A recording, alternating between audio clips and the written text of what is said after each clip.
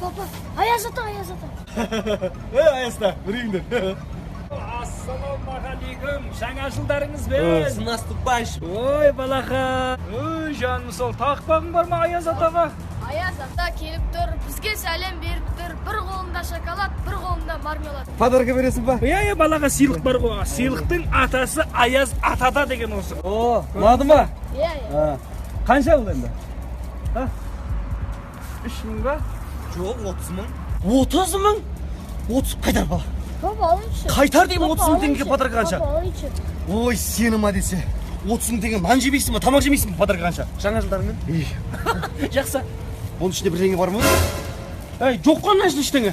Ей, тоқта деймін сіздерге. Жүрегіме батты, орындалмай өзіңсіз қалды арманым. Жүрегіме батты, сүйем деген сөзіңе алданған.